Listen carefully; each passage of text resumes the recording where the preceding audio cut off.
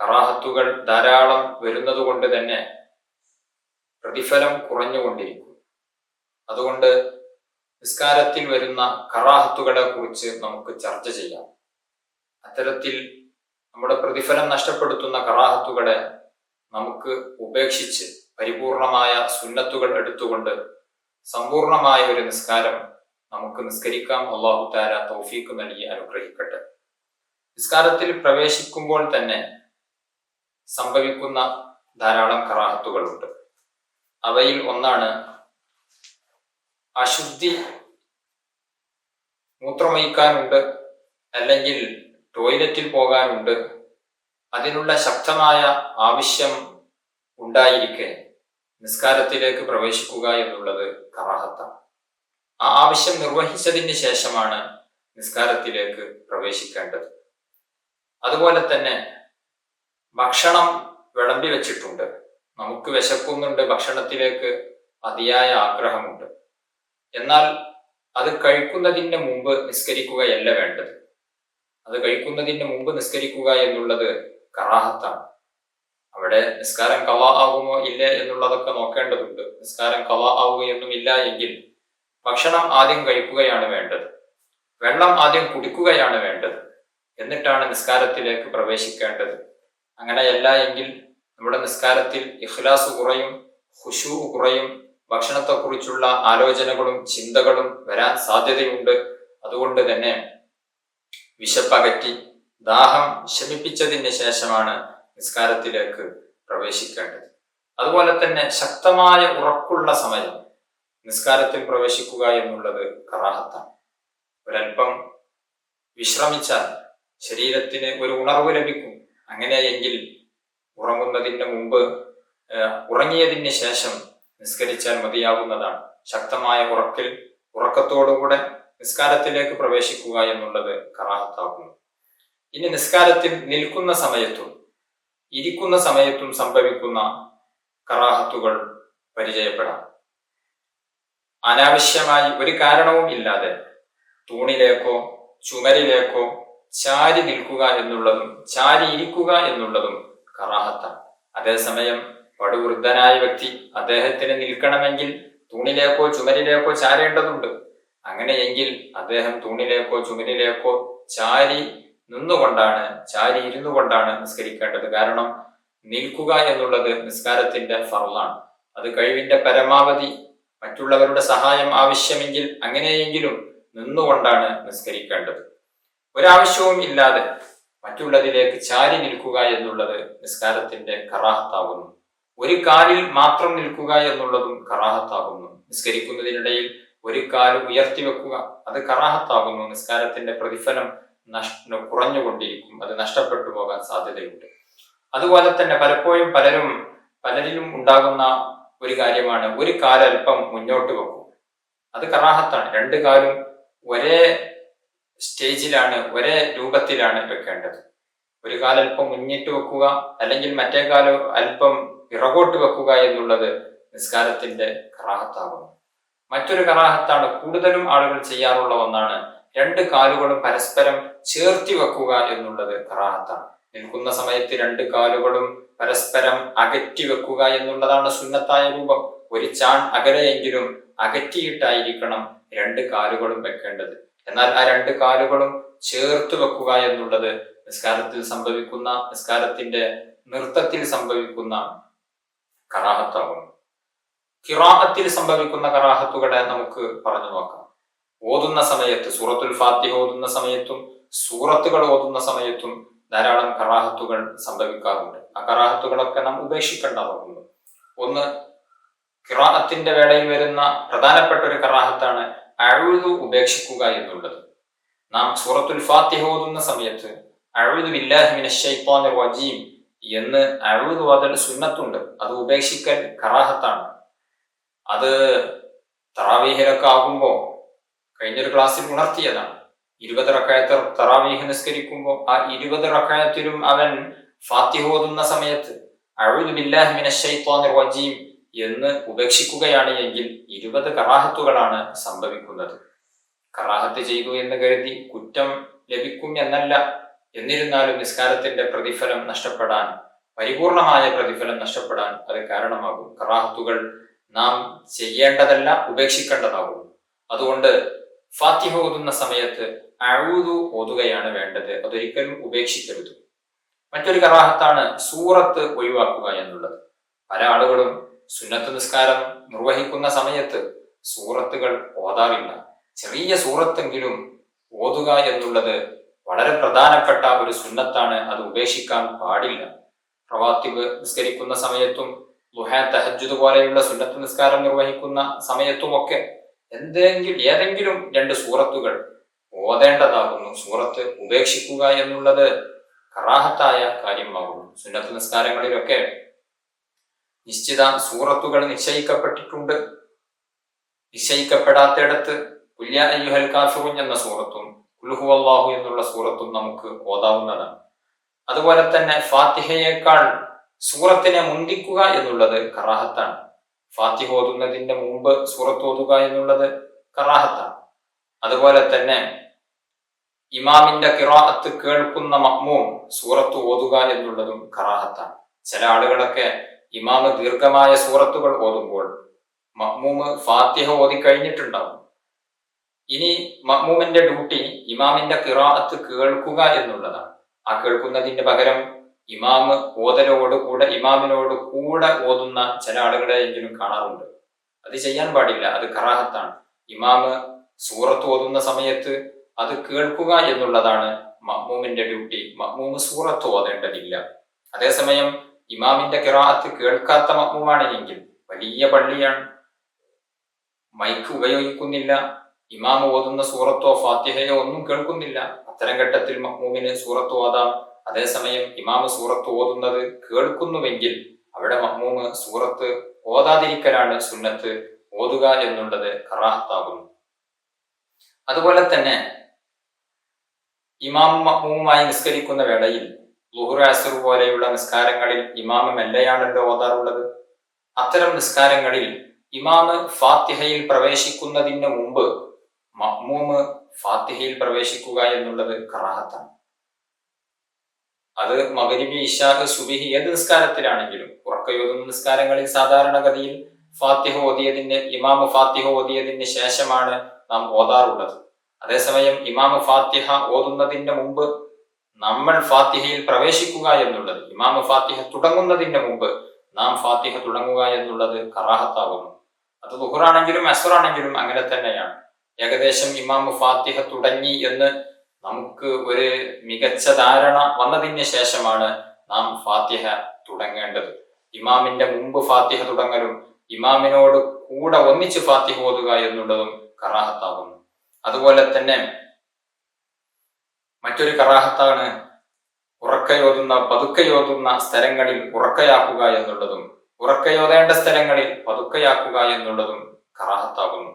അതുപോലെ തന്നെ അമിതമായ രൂപത്തിൽ ശബ്ദം ഉയർത്തുക എന്നുള്ളതും കറാഹത്താകുന്നു. തൊട്ടടുത്ത് ഉറങ്ങുന്നവനെ ബുദ്ധിമുട്ടിക്കുന്ന രൂപത്തിൽ, അല്ലെങ്കിൽ തൊട്ടടുത്ത് നിസ്കരിക്കുന്നവനെ ബുദ്ധിമുട്ടിക്കുന്ന രൂപത്തിൽ ശബ്ദം ഉറക്കയാക്കി ഖുർആൻ ഓതുന്നത് പോലും നിഷിദ്ധമാണ്. നാം നിസ്കാരത്തിലല്ലാതെ ഖുർആൻ ഓതുമ്പോൾ ഉറങ്ങുന്നവനെ ശല്യപ്പെടുത്താൻ പാടില്ല, തൊട്ടടുത്ത് നിസ്കരിക്കുന്നവനെ ശല്യം ചെയ്യാൻ പാടില്ല.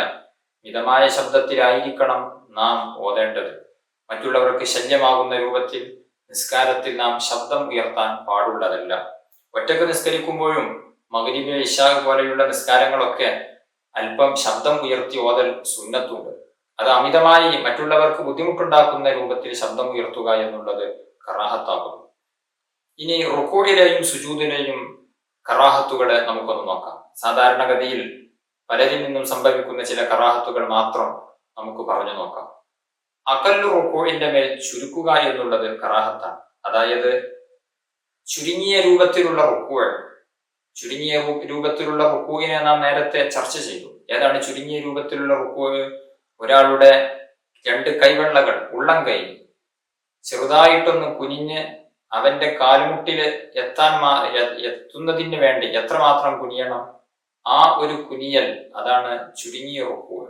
സമ്പൂർണമായ റുക്കൂഅ് അവന്റെ മുതുകും അവന്റെ പുറംഭാഗവും ഊരയും തലയും എല്ലാം നേരെ വരുന്ന രൂപത്തിൽ പൂർണ്ണമായി കുനിയുന്നതാണ് സമ്പൂർണമായ റുക്കൂ. എന്നാൽ അഖല്ലു റുക്കൂഇന്റെ മേൽ പരിമിതപ്പെടുത്തുക എന്നുള്ളത് കറാഹത്താണ്. അഖല്ലു റുക്കൂ അതായത് ചുരുങ്ങിയ റുക്കൂ ചെയ്താലും നിസ്കാരം ശരിയാകുമെങ്കിലും അത് അങ്ങനെ ചെയ്യുക എന്നുള്ളത്, കാരണമില്ലാതെ അങ്ങനെ ചെയ്യുക എന്നുള്ളത് കറാഹത്താണ്. ചില ആളുകൾ കൂരവേദന കൊണ്ടോ കാലുമുട്ട് വേദന കൊണ്ടോ പൂർണ്ണമായ രൂപത്തിൽ കുനിയുക എന്നുള്ളത് പ്രയാസമായിരിക്കും. അത്തരക്കാരെ പറ്റിയല്ല പറയുന്നത്. ഒരു പ്രയാസവും ഇല്ലാതെ ഒരു ബുദ്ധിമുട്ടും ഇല്ലാതെ ആ ഒരു രൂപത്തിൽ കുനിയുക എന്നുള്ളത് കറാഹത്തായ കാര്യമാകുന്നു. അതുപോലെ തന്നെ ഇമാമായി നിസ്കരിക്കുന്ന സമയത്ത് ദീർഘനേരം റുക്കൂ ചെയ്യുക എന്നുള്ളതും ദീർഘനേരം സുജൂദ് ചെയ്യുക എന്നുള്ളതും കറാഹത്താണ്. ഇമാമിന് 3 പ്രാവശ്യം സുബ്ഹാന റബ്ബിയൽ അദീം വബിഹംദിഹി എന്ന റുക്കൂഇലെ ദിക്റും സുബ്ഹാന റബ്ബിയൽ അഅ്ലാ വബിഹംദിഹി എന്ന സുജൂദിലെ ദിക്റും 3 പ്രാവശ്യം വർദ്ധിപ്പിക്കുന്നതിന് മഅ്മൂമീങ്ങളുടെ സമ്മതം ലഭിക്കേണ്ടതുണ്ട്. മഅ്മൂമീങ്ങൾ ഒന്നിരിക്കൽ വാക്കുകൊണ്ട് പറയണം, നിങ്ങൾ എത്രയും ദീർഘിപ്പിച്ച് നിസ്കരിച്ചോളൂ, ഞങ്ങൾക്ക് സന്തോഷമേ ഉള്ളൂ എന്ന് അവർ സമ്മതം തരണം. അത് തന്നെ വേറെ പുറത്തു നിന്ന് ഒരാളും കയറി വരാൻ സാധ്യതയില്ലാത്ത രൂപത്തിലുള്ള ഏതോ നാട്ടിൻപുറത്തിന്റെ ഉൾപ്രദേശത്തുള്ള പള്ളി, നിശ്ചിത വീട്ടുകാർ മാത്രം ജമാഅത്തിന് പങ്കെടുക്കുന്ന പള്ളി, ആ പള്ളിയിലെ ക്ലിപ്തമാക്കപ്പെട്ട മഅ്മൂമീങ്ങൾ അവർ പറയണം, നിങ്ങൾ ദീർഘിപ്പിക്കുന്നത് കൊണ്ട് ഞങ്ങൾക്ക് പ്രശ്നമില്ല. അങ്ങനെയുള്ള ഇമാമിന് മാത്രമാണ് 3 പ്രാവശ്യത്തിലധികം റുക്കൂഇലെയും സുജൂദിലെയും ദിക്റുകൾ വർദ്ധിപ്പിക്കാൻ അനുവാദമുള്ളൂ. അതല്ലാത്ത വഴിയോര പള്ളികളിലെ ഇമാമും ഇത്തരത്തിൽ സമ്മതം ലഭിക്കാത്ത ഇമാമും ആ ഇമാമും 3 പ്രാവശ്യത്തിലധികം ദിക്റുകൾ സുജൂദിലെയും റുക്കൂഇലെയും ദിക്റുകൾ ദീർഘിപ്പിക്കാൻ പാടില്ല. സുജൂദിൽ മൂക്ക് വെക്കുക എന്നുള്ളത് സുന്നത്താണ്, അതിനെ ഉപേക്ഷിക്കുക എന്നുള്ളത് കറാഹത്താണ്. നെറ്റി വെക്കലാണ് നിർബന്ധം, മൂക്കും കൂടെ വെക്കുക എന്നുള്ളത് സുന്നത്താണ്. മൂക്ക് വെക്കാതിരിക്കുക എന്നുള്ളത് കറാഹത്താകുന്നു. തശഹുദിൽ വരുന്ന ധാരാളം കറാഹത്തുകളുണ്ട്. ഒരു കറാഹത്താണ് ഒന്നാമത്തെ അത്തഹിയ്യാത്തിന് ശേഷം ദുആ ചെയ്യുക എന്നുള്ളത് കറാഹത്താണ്. ഒന്നാമത്തെ അത്തഹിയ്യാത്തിന് ശേഷം ദുആ ഇല്ല. അല്ലാഹുമ്മ സ്വല്ലി അലാ സയ്യിദിനാ മുഹമ്മദ് എന്നുള്ള സ്വലാത്ത് ചൊല്ലിയതിന് ശേഷം 3-ാമത്തെ റക്അത്തിലേക്ക് എഴുന്നേൽക്കുകയാണ് വേണ്ടത്.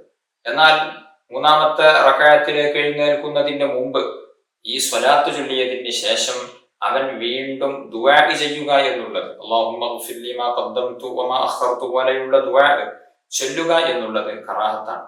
അതേസമയം ജമാഅത്തായി നിസ്കരിക്കുന്ന സമയത്ത് ചിലപ്പോൾ മഅ്മൂമ് വേഗം അത്തഹിയ്യാത്ത് ഓതിത്തീരും, ഇമാമ് അത്തഹിയ്യാത്ത് ഓതി കഴിഞ്ഞിട്ടുണ്ടാകില്ല.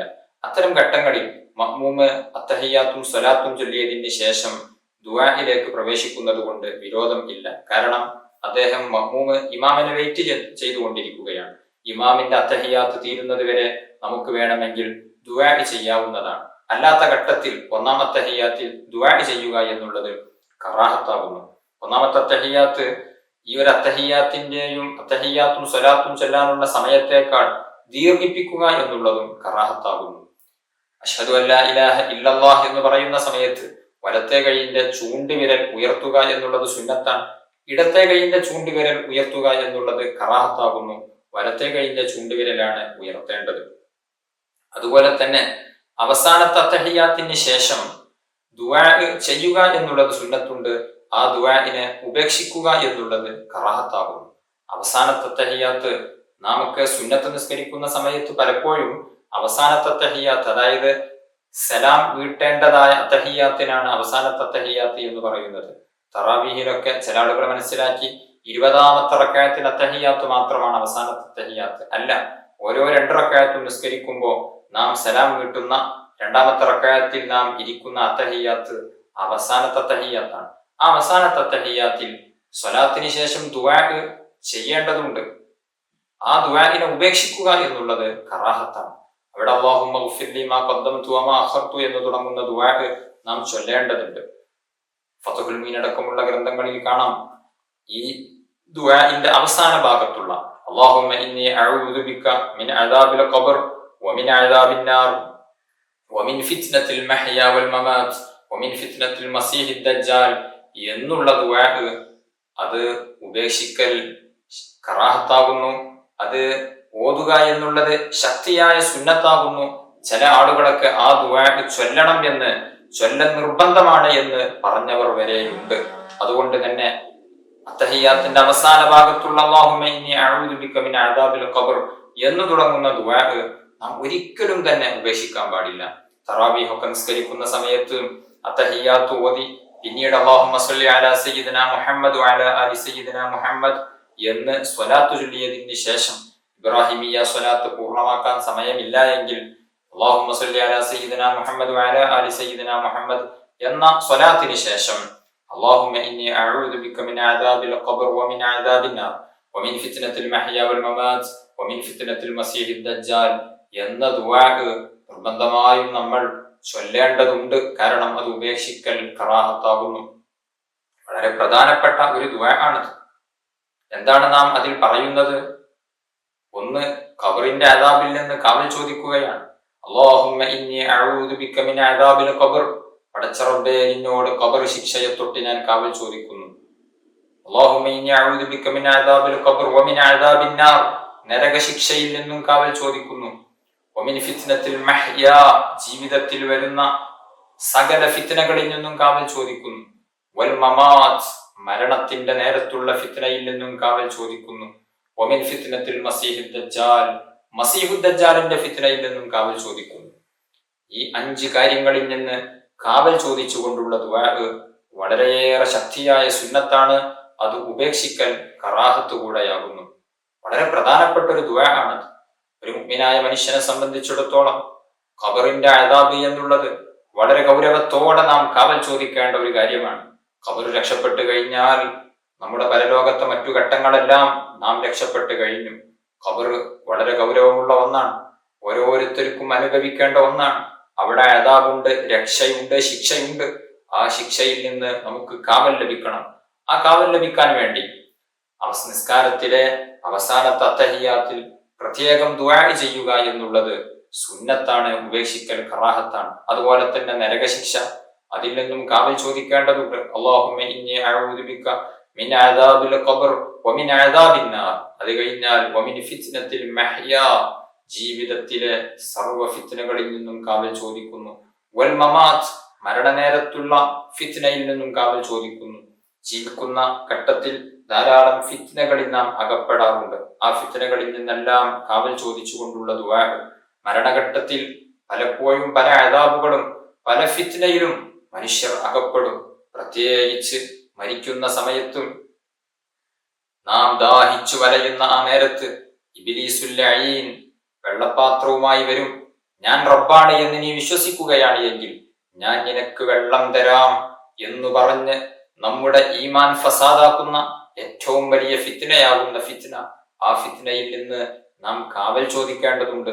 നിസ്കാരത്തിന്റെ അവസാന ഘട്ടങ്ങളിൽ കാവൽ ചോദിക്കുന്ന ആ പ്രാർത്ഥന അല്ലാഹു സ്വീകരിക്കുമല്ലോ. അതുകൊണ്ട് നാം അത് ഉപേക്ഷിക്കാൻ പാടില്ല. അതുപോലെ തന്നെ വമിൻ ഫിത്നത്തിൽ മസീഹിദ് ദജ്ജാൽ, ദജ്ജാലിന്റെ ഫിത്നയിൽ നിന്ന് നാം കാവൽ ചോദിക്കണം. മുത്തുനബി സല്ലല്ലാഹു അലൈഹി വസല്ലമ തങ്ങൾ പഠിപ്പിച്ചിട്ടുണ്ട്, ലോകത്തെ ഏറ്റവും വലിയ ഫിത്ന ദജ്ജാലിന്റെ ഫിത്നയാണ്. എല്ലാ നബിമാരും അവരുടെ സമൂഹത്തിന് ദജ്ജാലിന്റെ ഫിത്നയെ കുറിച്ച് മുന്നറിയിപ്പ് നൽകിയിട്ടുണ്ട്. ദജ്ജാൽ ഖിയാമത്ത് നാളിലാണല്ലോ വരിക, നമ്മുടെ ഈ കാലത്തൊന്നും വരില്ലല്ലോ. അതുകൊണ്ട് ഞാൻ എന്തിന് ദജ്ജാലിന്റെ ഫിത്നയിൽ നിന്ന് കാവൽ ചോദിക്കണം എന്ന് ചിന്തിക്കുന്നവരുണ്ടാകും. അവിടെ നാം ആലോചിക്കേണ്ടത്, നബി സല്ലല്ലാഹു അലൈഹി വസല്ലമ തങ്ങളുടെ കാലം മുതൽക്ക് തന്നെ അത്തഹിയ്യാത്തിന്റെ അവസാന ഘട്ടത്തിൽ ദജ്ജാലിന്റെ ഫിത്നയിൽ നിന്ന് കാവൽ ചോദിച്ചിട്ടുണ്ട്. മുത്തുനബി അത് പഠിപ്പിച്ചിട്ടുണ്ട്. സ്വഹാബികളോട് അങ്ങനെ കാവൽ ചോദിക്കണമെന്ന് നിർദ്ദേശിച്ചിട്ടുണ്ട്. ദജ്ജാൽ പല അത്ഭുതങ്ങളും കാണിക്കും. ദജ്ജാൽ ഖിയാമത്ത് നാളിന്റെ ആ അവസാന ഘട്ടത്തിൽ, ഖിയാമത്ത് നാളിന്റെ വലിയ അടയാളങ്ങളിൽ ഒന്നാണല്ലോ ദജ്ജാലിന്റെ പുറപ്പാട് എന്നുള്ളത്. ദജ്ജാൽ ഇറങ്ങി വന്നാൽ വലിയ അത്ഭുതങ്ങൾ കാണിക്കും. അന്നുള്ള പലരെയും ദജ്ജാൽ ഫിത്നയിൽ ആക്കും. എന്നു മാത്രമല്ല, മരിച്ചു കിടക്കുന്ന ആളുകളെ പോലും ദജ്ജാൽ ജീവിപ്പിക്കാൻ സാധ്യതയുണ്ട്. അങ്ങനെ വരുമ്പോ ഒരു പക്ഷേ ദജ്ജാലിന്റെ ഫിത്നയിൽ നമ്മൾ പോലും അകപ്പെട്ടുകൂടായില്ല. മരിച്ചവനെ ജീവിപ്പിക്കുമ്പോ ജീവിച്ച ഈ മനുഷ്യൻ ചിന്തിക്കും, ഇത് റബ്ബ് തന്നെയാണ് എന്ന് ചിന്തിച്ച് ദജ്ജാലിനെ റബ്ബായി, ദൈവമായി കാണുകയും അതുമൂലം നമ്മുടെ ഈമാൻ ഫസാദായി പോവുകയും ചെയ്യും. അല്ലാഹു തആല കാക്കുമാറാവട്ടെ. ദജ്ജാൽ കേവലം 40 ദിവസമാണ് ഈ ലോകത്ത് ജീവിക്കുക. ഈ 40 ദിവസത്തിന്റെ ഒന്നാമത്തെ ദിവസം ഒരു വർഷത്തെ ദൈർഘ്യം ഉണ്ടാകും, രണ്ടാമത്തെ ദിവസം ഒരു മാസത്തെ ദൈർഘ്യം ഉണ്ടാകും, മൂന്നാമത്തെ ദിവസം ഒരാഴ്ചത്തെ ദൈർഘ്യം ഉണ്ടാകും. ബാക്കിയുള്ള ദിവസങ്ങൾ സാധാരണ ദിവസം പോലെയായിരിക്കും. ലോകത്തിന്റെ എല്ലാ ഭാഗത്തും ദജ്ജാൽ എത്തും. മക്കയിലും മദീനയിലും ഒഴികെ ബാക്കിയുള്ള എല്ലാ സ്ഥലങ്ങളിലും ദജ്ജാൽ എത്തുമ്പോൾ അന്നുള്ള സർവ്വ ആളുകളെയും ദജ്ജാൽ വഴിവിയപ്പിക്കും. ശക്തമായ ഈമാനുള്ളവർക്ക് മാത്രമേ ഇത് ദജ്ജാലാണ് എന്നും ദജ്ജാലിനെ ഞാൻ അനുധാവനം ചെയ്യാൻ പാടില്ല എന്നും തീരുമാനമെടുക്കാൻ സാധിക്കുകയുള്ളൂ. അല്ലാത്തവർ ദജ്ജാലിന്റെ ഫിത്നയിൽ അകപ്പെട്ട് ഈമാൻ നഷ്ടപ്പെട്ടു പോകും. അല്ലാഹു തആല കാക്കുമാറാവട്ടെ. അതുകൊണ്ട് ദജ്ജാലിന്റെ ഫിത്നയിൽ നിന്ന് കാവൽ ചോദിക്കുക എന്നുള്ളത് എല്ലാ ദുആയിലും നാം ഉൾപ്പെടുത്തേണ്ടതാണ്. നിസ്കാരത്തിന്റെ അവസാന ഘട്ടത്തിൽ, അവസാനത്തെ തഹിയ്യാത്തിന്റെ അവസാന ഭാഗം, ഈ ഒരു ദുആ നാം ഉപേക്ഷിക്കാൻ പാടില്ല. അത് ഉപേക്ഷിക്കൽ കറാഹത്താണ്. പ്രത്യേകിച്ച് നമ്മുടെ തറാവീഹ് നിസ്കാരത്തിലും മറ്റുള്ള സുന്നത്ത് നിസ്കാരങ്ങളിലും ഒക്കെ, ഫർദ് നിസ്കാരത്തിൽ മാത്രം പോരാ, സുന്നത്ത് നിസ്കാരങ്ങളിലും ഒക്കെ ഇത്തരം ദുആകൾ കൊണ്ടുവരേണ്ടതുണ്ട്.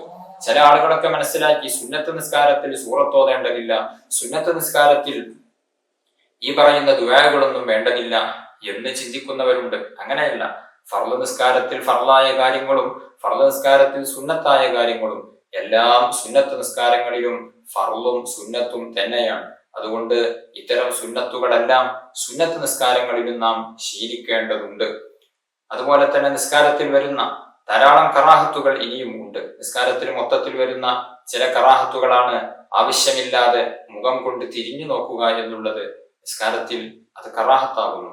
അതുപോലെ തന്നെ ആകാശത്തേക്ക് നോക്കുക എന്നുള്ളത്, അതായത് മുകൾ ഭാഗത്തേക്ക് നോക്കുക, ക്ലോക്കിലേക്ക് നോക്കുക, നിസ്കാരം തീരാറായിട്ടുണ്ടോ സമയമായിട്ടുണ്ടോ എന്നറിയാൻ വേണ്ടി മുകളിലോട്ട് നോക്കുക എന്നുള്ളത് കറാഹത്താകുന്നു.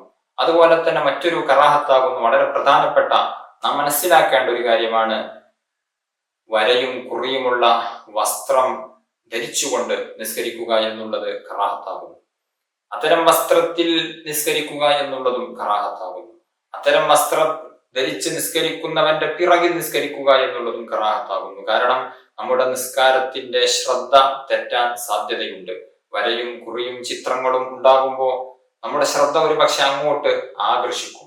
അതുകൊണ്ട് തന്നെ അത്തരം കാര്യങ്ങളുടെ മുമ്പിൽ വെച്ചുകൊണ്ടോ, അത്തരം വസ്ത്രങ്ങൾ ധരിച്ചുകൊണ്ടോ, അല്ലെങ്കിൽ അത്തരം മുസല്ലകളിൽ വെച്ചുകൊണ്ടോ നിസ്കരിക്കരുത്. നിസ്കാരം ഉപേക്ഷിക്കുകയാണ് വേണ്ടത്. കാരണം അങ്ങനെ നിസ്കരിക്കൽ കറാഹത്താണ്. ഇന്ന് ഇറങ്ങുന്ന പല മുസല്ലകളും പലപ്പോഴും പല ആളുകളും ഉംറക്ക് പോയി വരുന്ന സമയത്ത്, ഹജ്ജിന് പോയി വരുന്ന സമയത്തൊക്കെ നല്ല വില കൊടുത്ത് നല്ല മുസല്ലകൾ വാങ്ങും. മിക്ക മുസല്ലകളിലും ചിത്രങ്ങൾ ഉണ്ടായിരിക്കും. ചിലപ്പോൾ കഅബയുടെ ചിത്രം, അല്ലെങ്കിൽ പച്ചക്കുബ്ബയുടെ ചിത്രം, അല്ലെങ്കിൽ മറ്റേതെങ്കിലും പള്ളികളുടെ ചിത്രം, അതല്ലെങ്കിൽ വേറെ പലതും ചിത്രങ്ങളുള്ള മുസല്ലകൾ. അത്തരം മുസല്ലകളിൽ നിസ്കരിക്കൽ കറാഹത്താകുന്നു. പരമാവധി കഅബാലയത്തിന്റെ ചിത്രമുള്ള മുസല്ലകളൊക്കെ നിലത്ത് വിരിക്കാതിരിക്കലാണ് നല്ലത്. കാരണം കഅബാലയത്തിനെ നാം ബഹുമാനിക്കേണ്ടതല്ലേ, അത് നിലത്തിടാനുള്ളതല്ലല്ലോ. അത് നിലത്തിടാതെ അത്തരം മുസല്ലകൾ ഉപേക്ഷിച്ച് മറ്റേതെങ്കിലും ചിത്രങ്ങളില്ലാത്ത മുസല്ലകളിൽ നിസ്കരിക്കുകയാണ് വേണ്ടത്. അതുകൊണ്ട് നാം പ്രത്യേകം ശ്രദ്ധിക്കേണ്ടത്, സഹോദരിമാർ പ്രത്യേകം ശ്രദ്ധിക്കേണ്ടതാണ്.